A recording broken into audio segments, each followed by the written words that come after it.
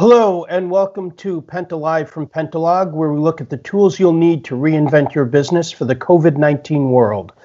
I'm Peter Green in New York, and today I'll be talking with John Husband, one of the most astute observers of human and organizational behavior. And after that, we'll hear briefly from the CEO and founder of Pentalog, Frederic Lanier. But first, I'd like to introduce Nancy Wang. Nancy runs Pentalog's operations in the Americas. Nancy, welcome to what we're calling DEF CON 19, and thank you for being here. Tell us briefly, why PentalLive? Hi, Peter. Thanks very much for the intro, and thanks for launching this initiative with us, first of all. As for PentalLive, Pentalog would like to help connect business communities in this very challenging time. So as such, we've launched PentalLive to do our part in the collaboration, and we've assembled people across all our networks to share helpful content. And in doing so, we hope to provoke thoughts that will help try to navigate this very uncertain and very quickly challenging environment. Well, and tell me, what exactly does Pentalog do? Tell our readers or viewers a little bit about Pentalog, the firm itself. Well, Pentalog is an agile platform with a focus on IT outsourcing. We also provide growth, innovation, UX, UI design services, and all with agile frameworks. And integrating all these disciplines and agility is a strength of ours, especially as we bring it to our clients and they realize more and more what we can bring to the table. We currently work with over 200 clients worldwide, which equates to about 300 plus projects per year. 40% of our client base are SaaS companies, and in fact, 90% of it is are digital natives. Our sweet spot is startups. We also have very successful relationships with the Fortune 500 company set, and we're very proud of that. Pentalog is a 1,200-person company. Our engineering centers are in Mexico, Romania, Moldova, and Vietnam. And we have growth and innovation centers in US and Europe. Industry-wise, we have extensive experience in education, healthcare, media and entertainment, e-commerce, and there's many others that we can bring to the table.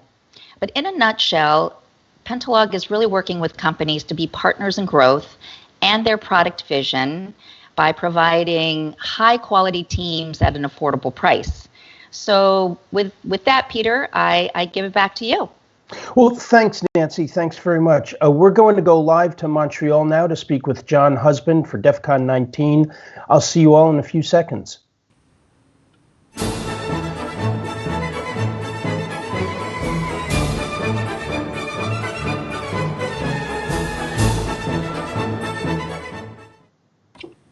Well, thank you all for being here for DEF CON 19. I'd like to introduce John Husband. Hello, John. Hi. John, a lot of us are grappling with a future we can't even imagine, and yet it's already here. You help businesses deal with unexpected change. Can you tell us a bit about what we're facing? It's something you've been telling me has been developing for decades, in fact. And what are some of the tools we can use to navigate these uncharted waters? Okay, I'll do my best. I, like everybody else, don't have a crystal ball, and I'm not an oracle, but I have been paying attention to how people work and how organizations work for quite a long time, about 40 years. I'd like to make just a quick correction before we start. I think on LinkedIn it said I'm an American consultant, and luckily or unluckily, whichever way you want to look at it, I'm Canadian. And I'm coming to you from the frozen north here in Montreal. Peter, thank you for the lead or the segue into a good starting point for me. I want to take a bit of a backflip into history, because we talk about a new world, and I keep saying, well, it's been coming at us for decades, and I want to go back to, let's say, around the turn of the 20th century, when just before World War I, and then it was followed pretty quickly by World War II. And this was a large time of upheaval, because it's also the period during which certainly in North America, much more than in Western Europe, but also in other parts of the world, population was growing very quickly, and the infrastructure of what we know as a modern society today was being put into place. What I mean by that is roads, suburbs, large institutions, schools, and also it was the advent after the work of Frederick Winslow Taylor. Many people have heard of Taylorism in the context of today's world, bringing what has come to be called management science over the last 75 years to operate on how work gets done, how organizations produce value, and so on and so forth. But as Dave Snowden, the originator and inventor of the Cynefin framework, and previously in another life, the co-founder of IBM's Center for Organizational Complexity, has said, the 20th century, let's say certainly from the end of World War II on, has been run more or less on an engineering metaphor, in that there's problems identified, and what is brought to bear on it is analysis, linear cause and effect, and the development of what are called solutions, ways to do something better that certainly for many people have come to be seen as relatively stable. This next time we make change, we'll get it right. Of course, what's happened in the last half of the 20th century has been pretty amazing. I'm old enough, I was born in 1954, to remember a childhood and an adolescence when there weren't computers around and the world moved a lot slower. People communicated by memos, actually, in offices, and to some degree, telephones, even though telephone service wasn't all that highly advanced. By the time I hit about 10 years old, I remember having a party line, for example, when we lived in rural New Jersey. I said I was Canadian, but lived in New Jersey and in Connecticut for a while. And I got interested in kind of how the world was operating and why people did what they did when I went to university, started thinking about what I would do for a career. I didn't make very good choices about that because I studied sociology and psychology. But I got interested very early on in the sociology of organizations. And I also got really interested, this would be mid-70s, late 70s, early 80s, in the futurists that were starting to write about the information age. Mm-hmm. And it's something we've heard about now, most of us alive, for most of our lives, this era where information would be abundant, it would surround us, it would penetrate us, it would define, or more and more, many of the ways we do things, the things we build, the things we create, the kinds of services we offer. And if you think about it a little bit now, we often make our decisions about buying, whether it's a product, whether it's a good, a service, based on the kinds of design and information and knowledge that have gone into it. Its features, how well it works, what its particular advantages and drawbacks are, and so on. But this notion of using information to continually improve things was really the story of the last 30 years or so. And then, of course, and I'm, again, old enough to remember the first two jobs I had that were what I'd call adult careers, we didn't have computers. I first worked in a bank where we added up every day's activities on a big ledger sheet, put it in an adding machine, punched the numbers, cranked the arm. And then following that, I got a job as a sort of an analyst where I had to write a lot of reports. And there was still not desktop computers. So my secretary or assistant at the time said, you only get one revision of the report you just wrote, because what she used was carbon paper and whiteout to make changes. You couldn't cut and paste. So come up to the last 30 years or so, and there's been a huge acceleration, of course, in the role of information in our lives because computers. And computers also have progressed enormously in scope, capability, features, and I'm, again, somebody that lived through the era of all those funny noises when you try to dial in to the internet and so on, and, waiting a minute, 2 minutes, 3 minutes for a web page to appear. Whereas today we're all walking around with very, very powerful computers in our purse or our handbook. Not only do we have the power of the computers, but we have this thing called hyperlinks and search engines and so on. So what has happened and is accelerating and densifying and intensifying is this role of information in our lives, and also the fact that it moves almost at the speed of light, and it's moving between all of us all the time, depending upon what we're doing, what we're interested in, and so on. What this has done is had us, it's forced us, if you will, to begin to understand that just like the world pre-internet or pre-world wars and all the construction and pre-management science, human life is made up of interactions between people, and it's out of those interactions that ideas come, value is created, businesses get more effective, and so on and so forth. At any rate, I started paying attention to this issue of the information age, and then, as luck would have it, I ended up being pretty frustrated in my early career, and I went for a job as a management consultant with a very large global effectiveness, organizational effectiveness firm, and lo and behold, I got the job, ended up working for them and progressed up the ranks from junior consultant to managing consultant to what's called senior principal, which is kind of like a partner without equity. And I learned the methods with this company that are behind or underneath the structuring of hierarchies. So creating the organization chart with all of the rationales for why the jobs go on that. You know, why do we have sales? Why do we have operations? Why do we have marketing separate from sales? And that all relates back to a company strategy. Well, the interesting thing about, sorry, go ahead. No, I was going to say, I mean, that you were starting to say that's something that you learned back 20, 30, 40 years ago. Is that still the way people should be running things? Well, you used the word should.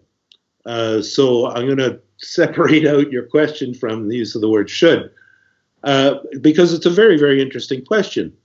The building of organizational hierarchies out of the engineering metaphor that has dominated use Taylorism as a generic base, and the methods that are used to design organizations in general rely on the differentiation of labor, the degree of specialization needed for certain kinds of tasks and areas and so on. And these methods focus on those kinds of things. But that assumed a world where there was a relative amount of stability. And again, remember this linear cause and effect, predictable solution, predict and control, measure. And, you know, there's been an absolute mania for measurement over the last 20 years, for example, KPIs, targets of all sort. And many leading thinkers about the world of complexity believe, as do I, that we've been measured to death, and that actually measures are as much an obstacle or a hindrance as they are an enabler, because the dynamics of operating in a world of constant connected information flows, which is what hyperlinks and screens and powerful computers have brought us, doesn't operate in the same way. We're in constant interaction with information and other people, and that's growing, and for the foreseeable future it will be that way. And what that does in any given ecosystem, or let's say market, where there's stakeholders, customers, employees, suppliers, management, and so on, is it creates a form of nervous system where you get feedback from all of the interactions that are going on. And so you have much less control over what enters into your plan or your system. And you have all sorts of workers operating, let's say, in a distributed fashion or working on different kinds of projects. But as they get and may receive on any given day new kinds of information, the direction of a project can change, the direction of a product's design can change, a market can change overnight. I mean, we have a wonderful example in front of us at the moment. Yeah. Which is, well, there's, first of all, there's COVID-19, but I'm referring specifically to the flabbergasting, gobsmacking drop in the price of oil, literally overnight, because it can't be stored. And this is something I can remember be maybe 2 or 3 years ago, it was at about $110 a barrel.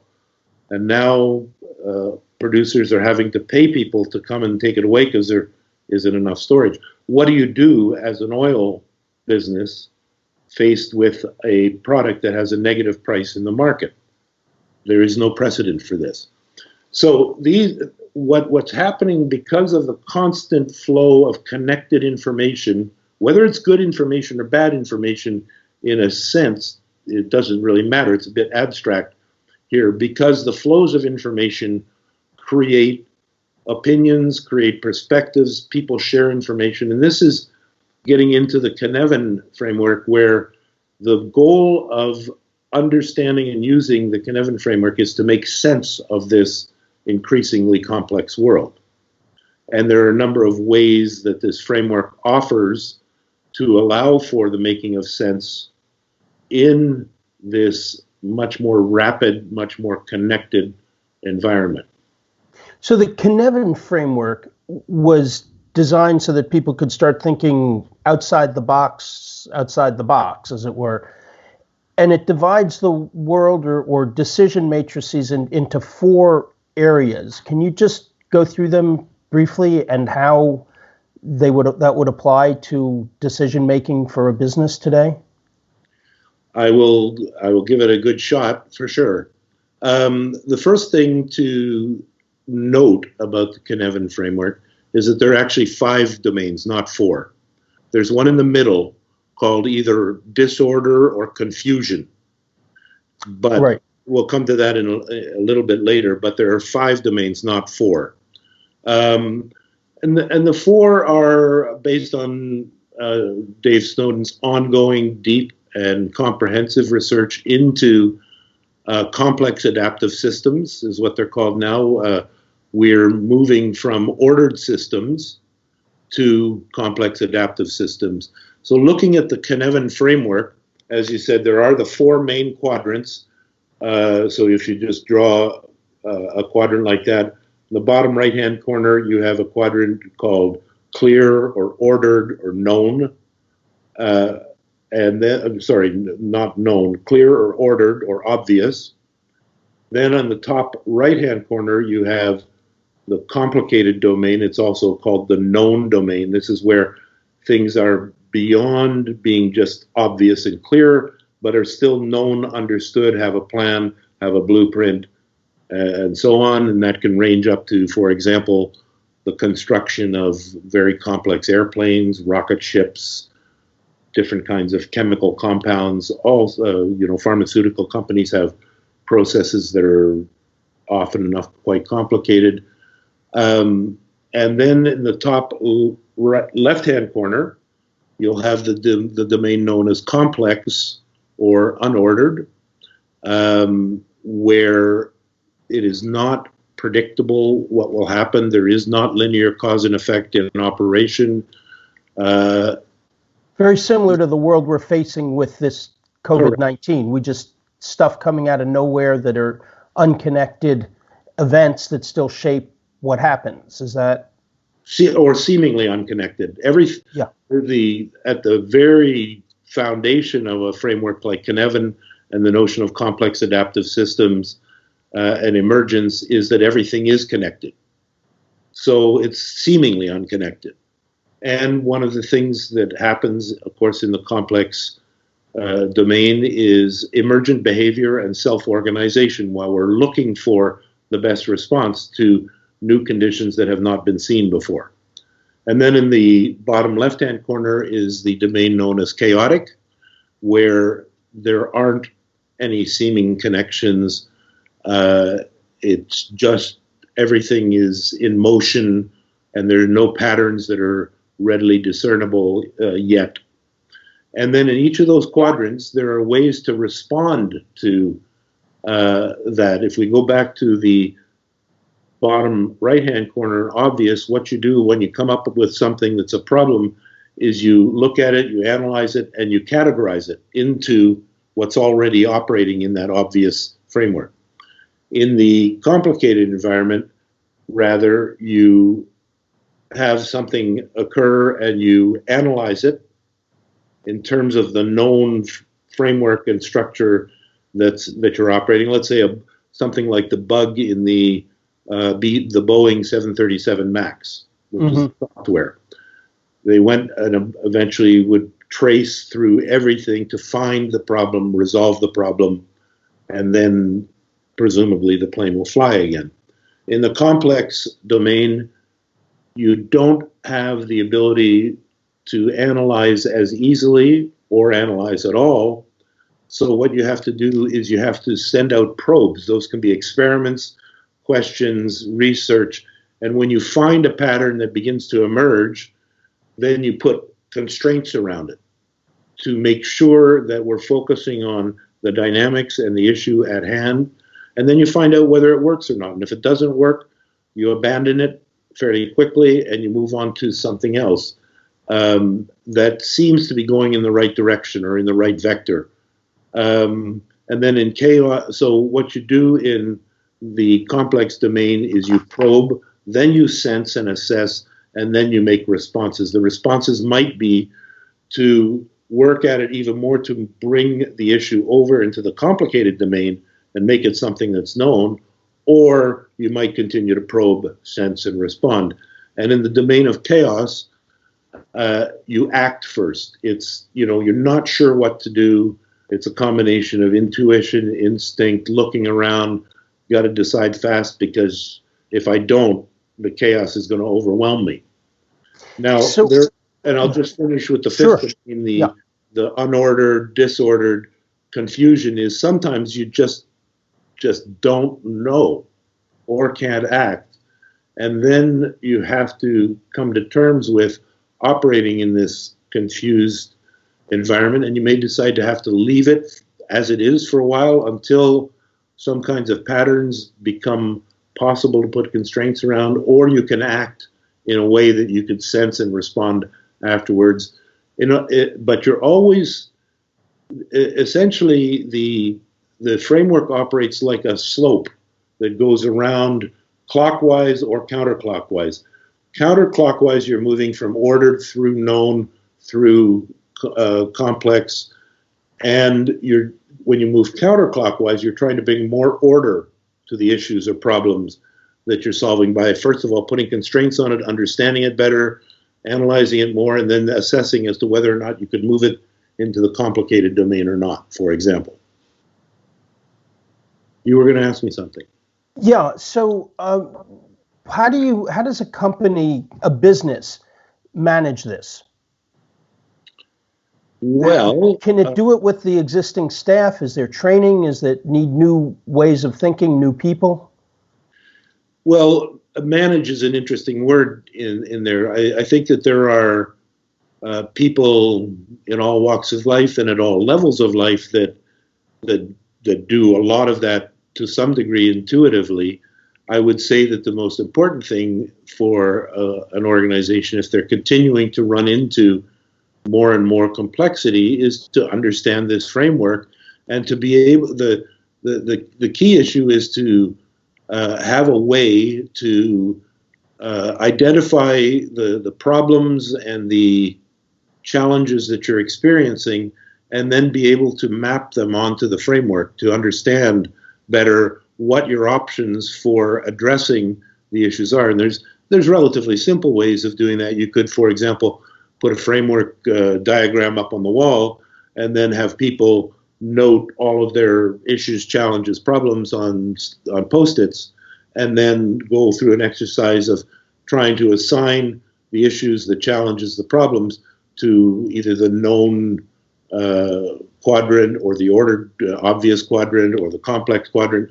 And once you're in there, then you can start discussions based on, do we need to introduce some constraints here to better understand that? That would be in the complex environment.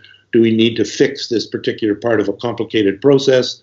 And so on. So that's So I would say that the knowledge of the Cynefin framework is a very, very useful tool for navigating in today's world. One of your questions that you had sent to me by email, I'll just address now, which is about today's managers. One of the very, very challenging issues in today's world is that most managers, senior executives, decision makers have grown up in this engineering metaphor, linear cause and effect world. The business schools reinforce that. The MBA programs and curricula reinforce that. So by the time you get to be, let's say, 40, 45, 50, and you're getting into a fairly senior decision-making role, and that can be younger, of course, in today's world with startups, you're operating with all of that training, and that training and that mental model goes all the way back effectively to grade school. Schools are run a lot like factories, and with hour slots and very standardized curricula and so on and so forth. And as you probably know, if you're parents or if you're paying attention to the education world has been grappling with this new territory and new environment for the last 10 years, and more so over the last 5 years. There were experiments a few years ago with things like MOOCs, massive open online courses. And of course, there's been a wholesale switch to remote teaching just in the last 2 or 3 months. What I believe is that it's mental models that decision makers hold that they need to examine. They need to, let's say, read about, understand, get trained in the Cynefin framework, and then start looking around them and seeing all of the examples of how complexity is what's driving more and more forward these days, and then begin to work at how can I use my understanding of this complexity to better make decisions, to better operate with my colleagues, to introduce new kinds of learning and development. One of my colleagues, Harold Jarchi, has coined a term that we talked about the other day, perpetual beta. Everything's in motion, and something that finds its stride as a product or a service is likely to be changed quite regularly and quite often. One of the examples I've used in some of my presentations is, when I was a kid or an adolescent, you could only buy you had a relatively limited selection of sneakers and running shoes to buy from. Now, Nike, Adidas, Reebok, New Balance change their models, every 6 weeks, maybe every month on an ongoing basis. This is fascinating, John. We're going to unfortunately have to cut this off now, but I would love just to keep talking to you forever about this. It's really interesting. I hope our listeners have gotten some interesting insights from this. You can find John's webpage online, John Husband. Thank you for coming. We're going to be back in a couple of seconds with a short talk with Fred Lanier, who is the founder and CEO of Pentalog. John, again, thanks very much for joining us from Montreal, and I'll see you all in a few seconds. Thank you very much. I hope it was clear and useful. Fantastic. Thanks. Thanks. March along, sing a song with the army of the free. Count the brave, count the true, who have fought to victory. We're the army and proud of our name. We're the army and proudly proclaim. And the army goes rolling along. Well, that's quite an introduction there, Fred. Ladies and gentlemen, this is Fred Lanier, the founder and CEO of Pentalog. Thanks for joining us, Fred. I hope you found John's introduction, his commentary, as enlightening as I did. And I wondered if you could just give us your thoughts on that and how that intersects with what Pentalog does these days. Wow. Okay. First of all, I want to say hello. I think of all the people watching that tonight, and especially those I usually don't talk to very often. I think of all our employees everywhere. So I want to say hello to all of them, and I hope this program finds them very well, the best possible. So that said, yes, I thought really it's fantastically enlightening on the situation, because everything those days is about the management of complexity. Complexity is absolutely everywhere. I manage a company of more than 1,000 people, and I had to go through difficult moments, of course, in the last weeks. Yes. So you asked me about how it intersects what John just presented us. Well, I think I envision the current moment with the COVID-19 as a classic Darwin competition. All of that for me is classic Darwin competition, where at every single step of the human organization, and so I see, and so the answer for such competition, the way you go into such competition is the only one is to go for agility. The only way to address a Darwinist competition is agility. So this is how the moment and the complexity of the moment has something in connection with John's presentation on complexity. And tell us just a little bit about agility and how that, what that means is what Pentalog introduces to companies. I'm not sure everybody's familiar with the concept. Maybe with an example. Yeah, well, okay. So first, I see we see here in Pentalog we envision agility as the answer for to go and understand every single issue that company might have, might deal with situations, and we call that situations, by the way. And the way we take it is to try to cope with every event through testing a solution, through finding the best way, refine your reflection after testing, and only after testing. Don't think that you never know. And in such situation, in such moment, the one we are going through, is about the first thing to know is that you don't know. It's the very first thing not to forget. And it's a Socratic imperative. Yes, it's a critic imperative. Yes, to go to think of that. I said it's a Darwinist competition, and that means that at every step of the organization, if you think of every step of the organization, think of the state. It's very obvious that not all states on Earth have taken the problem the same way. So you had some thinking that they know that masks, for instance, are for nothing. Some others were much more humble, much more going with humility in front of the problem and saying, "Oh, maybe that virus, it might be something. It's something that I don't know. That I should protect myself and not consider that I know."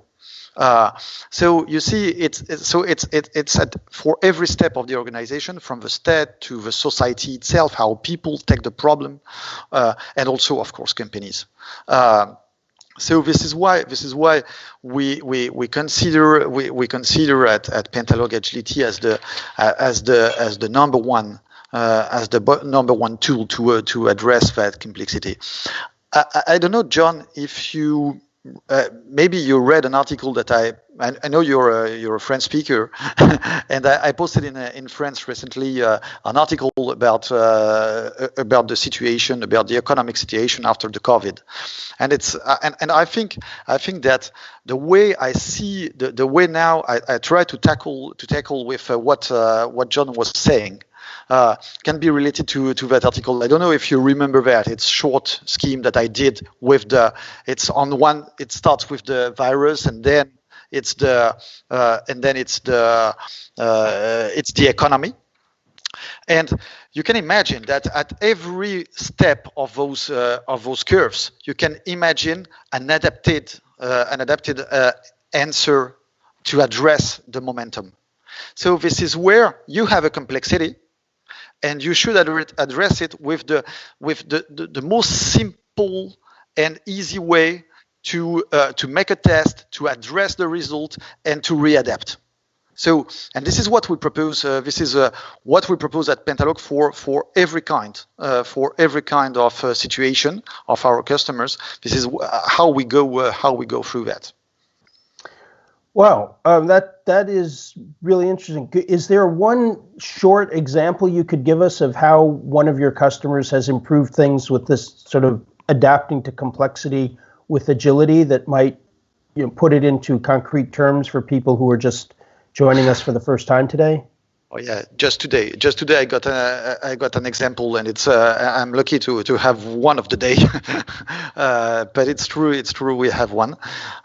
One of our customers decided, at just after the blast, after we all got so much moved emotion by the situation. After that, we had customers deciding to simply stop their operation. Not so many of them, but some of them, very few of them at the end. And just today, one of them decided to get back on software production, to address the next momentum, thinking of the next momentum. If I don't have the right product at the right time next time, everything might be lost for me. I might lose my company in a next challenge like that. So and this is and so just today we had someone. We talked to them. We said to them, "You decided to stop. You're in the domain of you are a software company, a SaaS company in the domain of communication, and you said that you are too much afraid of the situation. So maybe you are reacting too strong, because your tool is supposed to help other companies handle the situation. So maybe you are making the wrong decision. You want to save money, but maybe you are killing your company by doing that." And so I think it's one of those examples when we told them, you think we are after the blast, so you think of saving your money, right? So you just think of saving your money. But at the end of the day, you should think that there will be a leap after that. Mm-hmm. And if you don't take that leap, then you will fall again. And you will fall again, and actually you will simply got stuck now. And you won't take the next wave. So and it was we went to them, explaining that to them. They listened to us and decided to get back on production, because we told them that they addressed the complexity of the moment with the wrong decision. Fascinating. Well, Fred, thank you very much for joining us. We're keeping this a little short. Again, like with John, I'd love to keep talking all afternoon. I find this stuff really interesting. I hope our leaders are too. Thank you very much for joining us, Fred. Thanks to everybody who joined us today for PentalogLive. This last segment we call a War Room. It's the short piece at the end. I'm Peter Green in New York, and we'll be back next week with another edition of PentalogLive and COVID-19 and the War Room. So I look forward to seeing you all. Thank you very much, Peter. Bye-bye.